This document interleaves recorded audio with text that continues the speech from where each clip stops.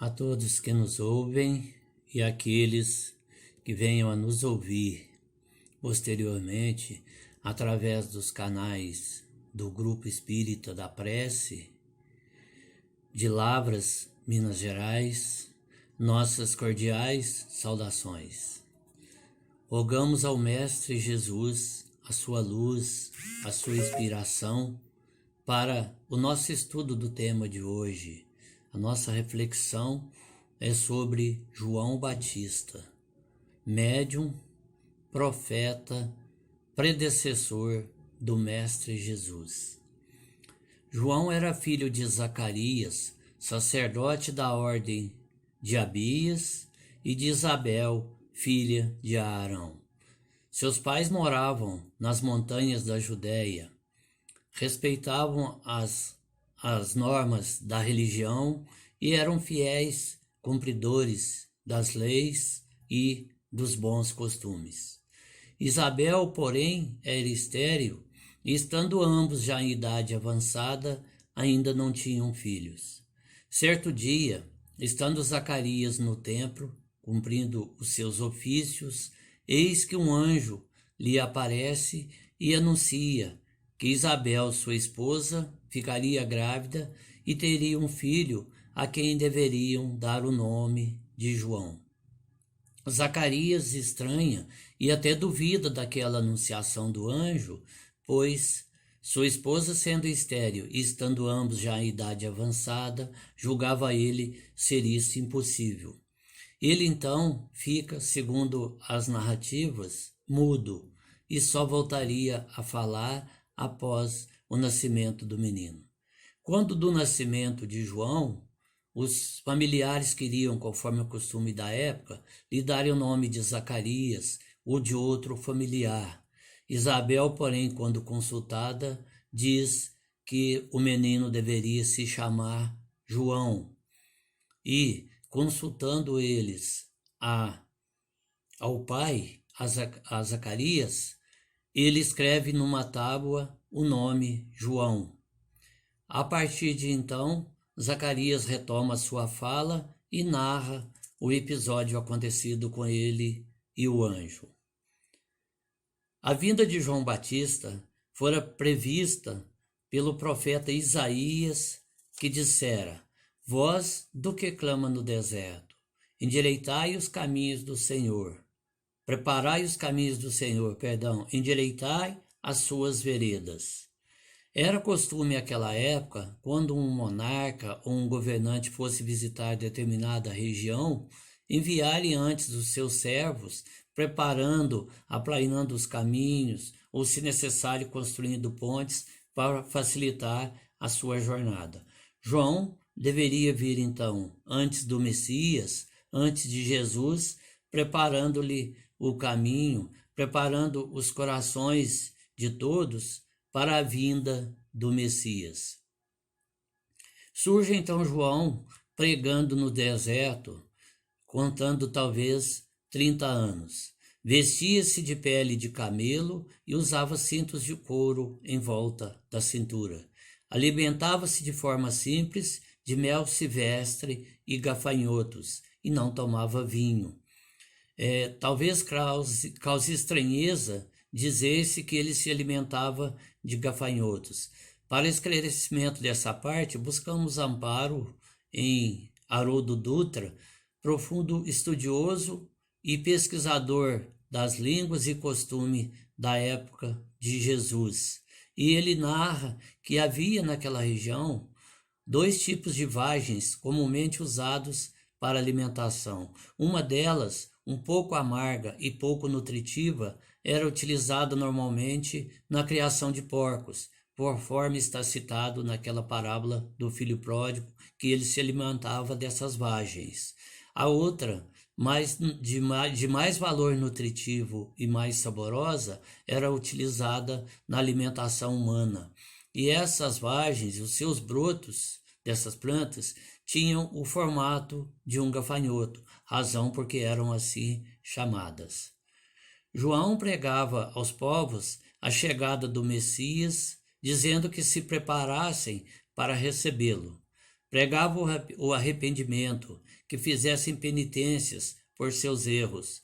Quem tivesse 2 túnicas, desse uma àquele que não tinha nenhuma.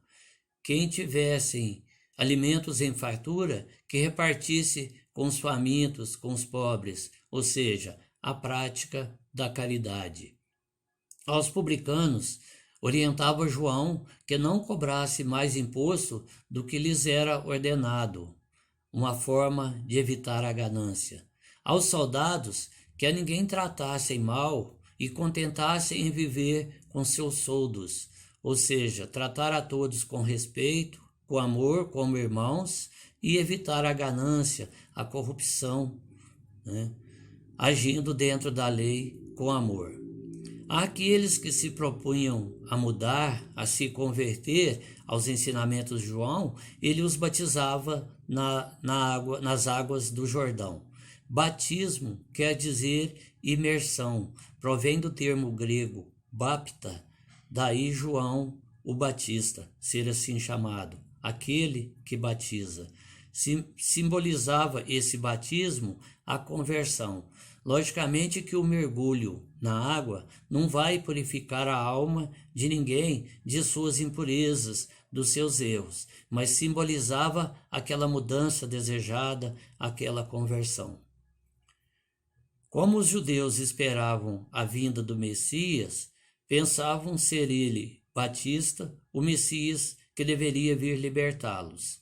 Vieram então levitas e sacerdotes de Jerusalém para perguntá-lo: és o Messias? João lhes responde: não sou o Cristo. Quem és então? És Elias ou um dos profetas?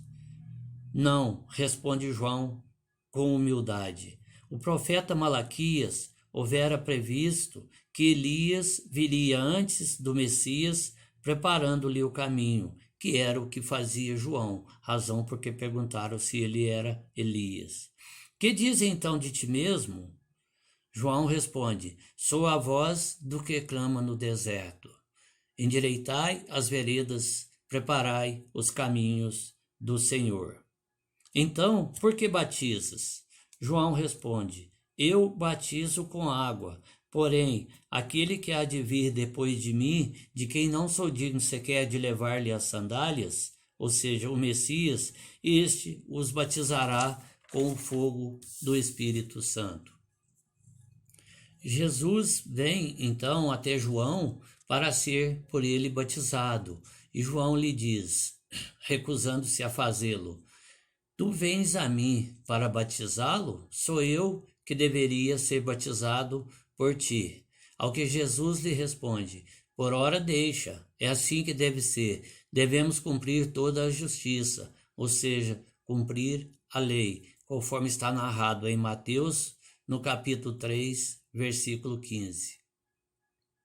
João é depois preso pelo rei Herodes, por pregar veementemente contra o mesmo, por haver desposado Herodíades, a esposa do seu próprio irmão. Estando então na prisão e pressentindo ser chegada a sua hora, João envia mensageiros a Jesus, perguntando-lhe: és tu mesmo o Messias ou devemos esperar outro? Jesus responde: os cegos veem, os coxos andam, os leprosos são curados, os mudos voltam a falar. É de se notar que Jesus não responde diretamente à pergunta de João se ele seria o Messias ou se deveriam esperar outro, mas enumera aqueles feitos que ele fazia que endossavam ser ele o Messias enviado por Deus. Também de se estranhar que João perguntasse, através de mensageiros, se Jesus seria mesmo o Messias, pois no episódio do batismo de Jesus, ele mesmo o reconhecera como o Filho de Deus e assim anunciara aos seus seguidores: eis o Cordeiro de Deus, eis o Filho de Deus, né? E recomendar, inclusive, que a partir de então eles o seguissem. Mas é que João tinha diversos seguidores, Alguns ainda estavam com ele seguindo, e já outros passaram a seguir a Jesus. Aqueles que se encontravam com ele estranharam esse fato, e João lhes diz: em verdade, ele deve crescer e eu diminuir. E João quer essa confirmação de Jesus para que aqueles seus seguidores, após a sua morte, pudessem crer que realmente Jesus era o Messias e que eles deveriam segui-lo agora. Vamos agora falar sobre a morte de João Batista. Na festa de aniversário do rei Herodes, a filha de Herodíades, sua esposa, dança para ele e para os convidados. Herodes, então embriagado e encantado com a beleza, os encantos e a dança da menina, promete-lhe que pedisse o que quisesse que ele lhe concederia. Ela então recorre à mãe perguntando: o que vou pedir ao rei? A mãe então lhe recomenda que peça a cabeça de João Batista sobre uma bandeja. E o rei, assustado com aquele pedido, mas em virtude de haver dado a sua palavra de rei, que lhe concederia qualquer pedido, pede então que os seus servos matem a João e lhe tragam a cabeça numa bandeja. É de se estranhar porque João, sendo o predecessor do Messias, um espírito de amor que desempenhara a sua tarefa tão bem, porque teria uma morte tão violenta? Consta-se que, conforme é do nosso conhecimento, João Batista era Elias reencarnado, conforme o próprio Jesus confirmara, veremos adiante. E quando era Elias, ele teria ordenado que degolassem a espada aqueles sacerdotes do deus Baal, naquele episódio de fazer descer fogo sobre uns galhos secos, que eles não conseguiram, e Elias teria conseguido. Ele ordena então que os degolasse.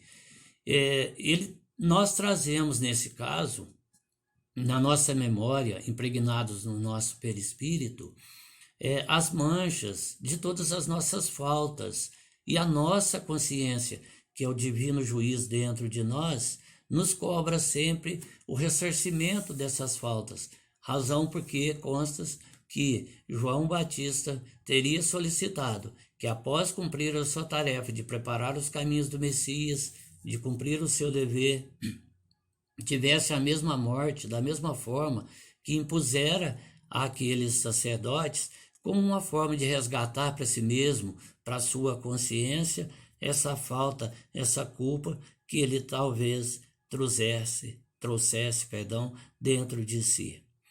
Sobre o fato de João ser Elias, o próprio Jesus o confirmara, conforme está narrado em Marcos capítulo 9, versículo 13, e outra passagem, quando os discípulos de Jesus lhe perguntam: por que dizem os escribas que Elias deve vir antes?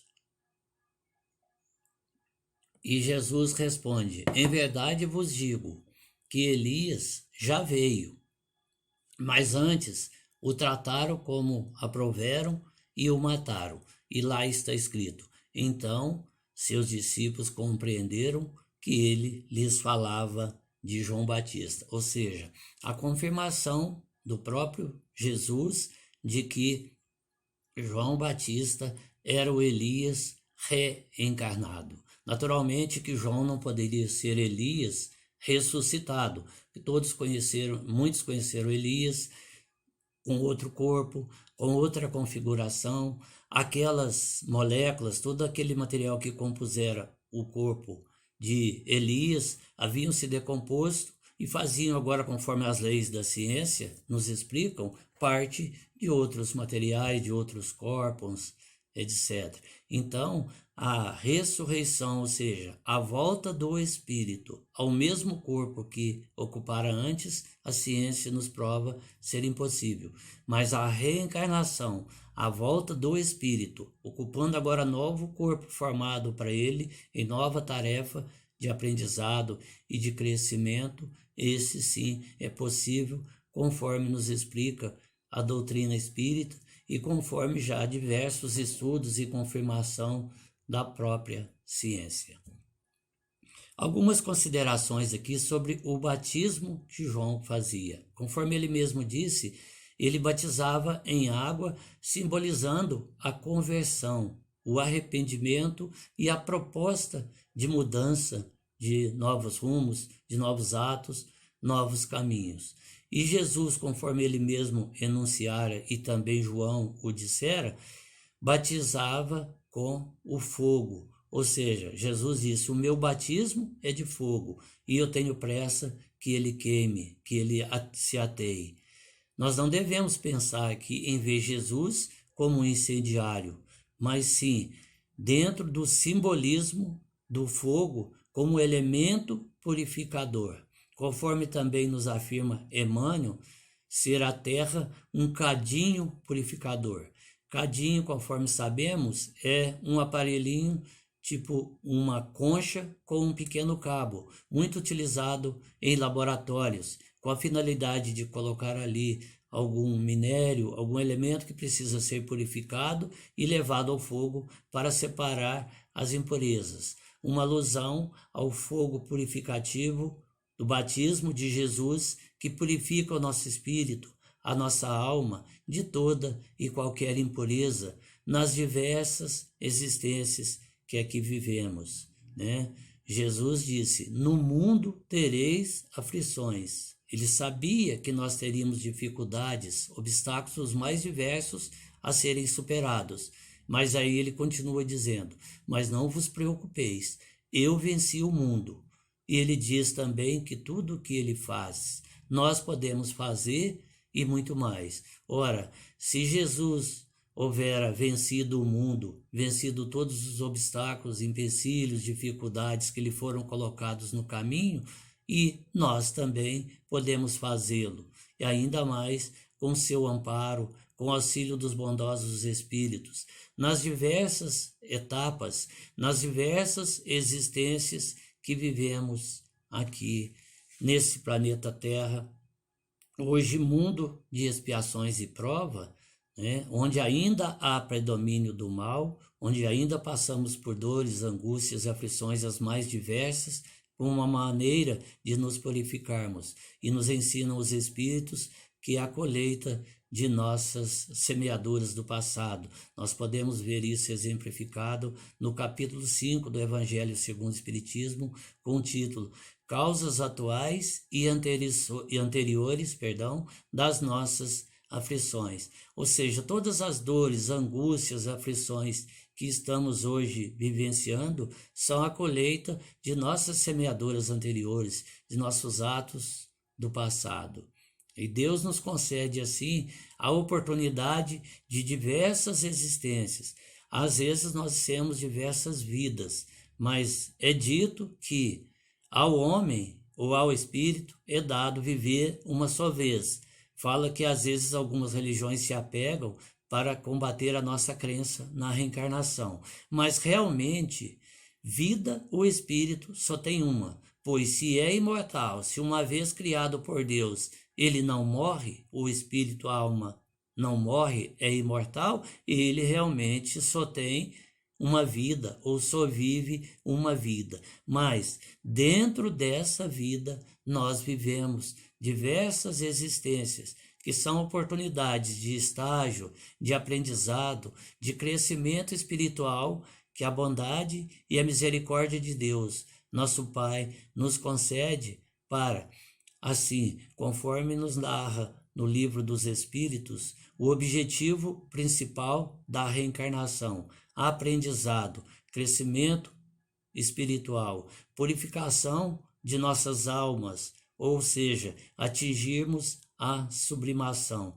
chegarmos ao espírito puro, conforme é a trajetória para todos nós, conforme nos ensina Leon Denis e também conforme nós podemos ver narrado na questão 540 do Livro dos Espíritos.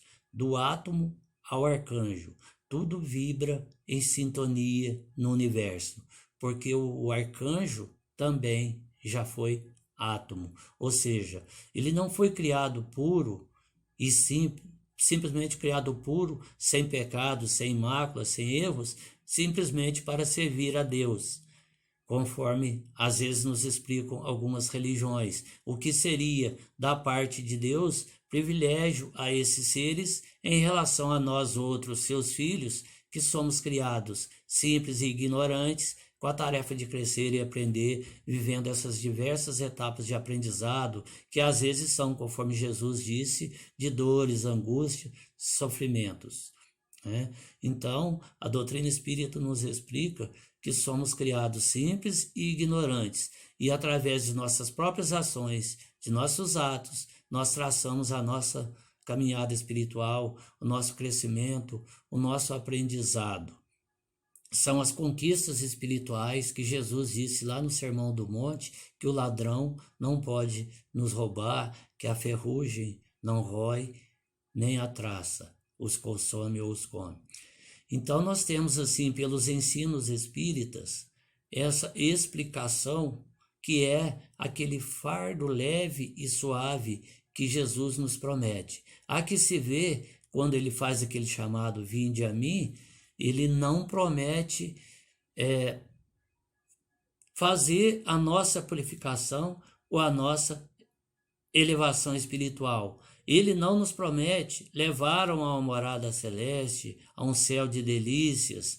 Ele nos promete aliviar as nossas dores, as nossas angústias, as nossas aflições. Ele promete alívio, Ele não promete suprimi-las.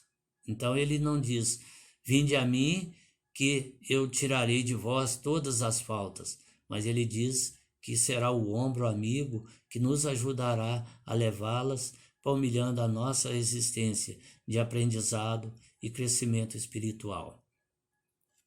Alguns fatos na história de João Batista nos chamam a atenção, que nós enumeramos aqui como fatos mediúnicos.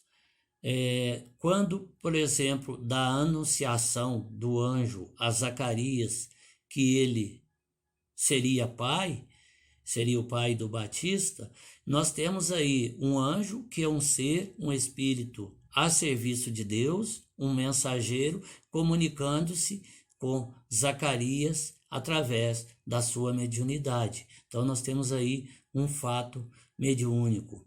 Quando também da visita de Maria, mãe de Jesus, a Isabel, sua prima, estando a Isabel grávida de João, em torno de mais ou menos aí os 6 meses, disse lá que o menino agita no seio de sua mãe. Nós temos aí também uma manifestação mediúnica. Aquele espírito ali, em reconhecendo a presença de Maria, ele como que se agita e ele transmite, então, a Isabel, sua mãe, a inspiração de que ela salve Maria como aquela que seria a mãe do seu Senhor.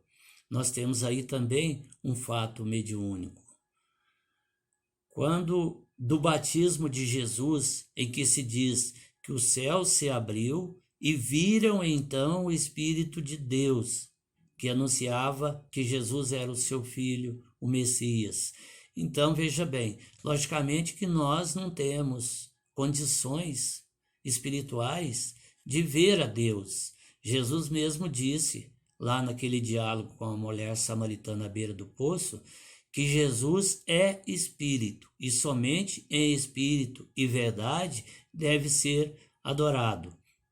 Mas quando se diz que o céu se abriu, logicamente que pelas leis da natureza, e mesmo Deus, o Criador, não iria derrogá-las, os céus não poderiam se abrir, mas alguma luz, algum clarão no firmamento deu àquelas pessoas não tão acostumadas com esse fato, a ideia de que como o céu se abrisse, e a voz que eles dizem que seria de Deus, é um fenômeno de voz presente, poderia ser, e claro, de algum espírito mensageiro de Deus a seu serviço, fazendo essa anunciação de que Jesus era o Messias.